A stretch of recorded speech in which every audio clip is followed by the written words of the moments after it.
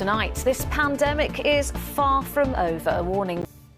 Good evening. From tomorrow, we can get a haircut, go for a pint, maybe even catch a movie at the cinema. But it will, of course, be a very different experience to that of pre-lockdown. The capital's salons, restaurants and pubs must all adhere to the recommended safety measures, including all-important social distancing. And while for many businesses forced to close because of COVID-19, the easing of restrictions couldn't come soon enough. One independent pub chain told us they would not be reopening just yet. They say it's too soon and still not safe. Martin Stew reports. Well, as lockdown continues to ease, the Met Police is preparing for what could be its busiest weekend since New Year's Eve. Extra officers will be patrolling the streets in case of violent flare-ups and to prevent the kind of busy scenes that led to some parks and beaches having to be closed. Well, with more, here's our senior correspondent, Phillips.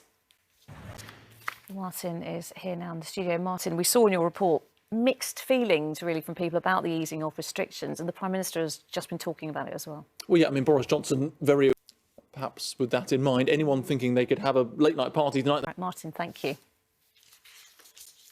Well, while this weekend marks the start of London's hospitality sector reopening, it is far from the end of their worries. The furlough scheme will be reduced from the end of the month. Venues must still pay rents and tourists are not back in hotels anywhere near the numbers we saw before. Ros Morgan represents 500 businesses, including Fortnum & Mason, the Ritz and the Royal Academy of Art. She joins Katie Barnfield in Covent Garden.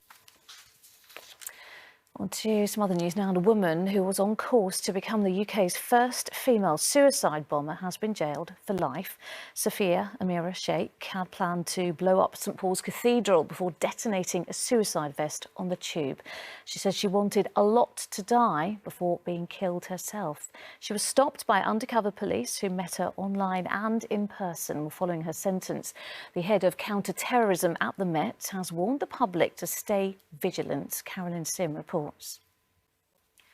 Sport now. Crystal Palace will travel to Leicester this weekend despite the city still being in lockdown.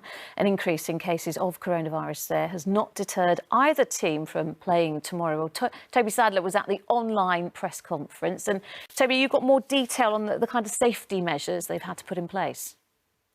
Yeah, Well, with most of the capital's entertainment venues still in lockdown, organisers of a special comedy festival have come up with a way for fans to still see live shows. From tonight, Brent Cross will host a drive-through comedy season featuring some of the biggest names on the circuit. Faye Barker is at the Drive-In Club, head of tonight's show.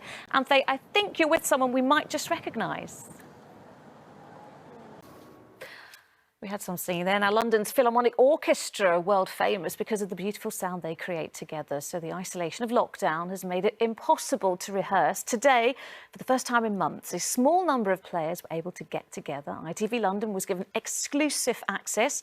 Chloe Keedy was there to listen.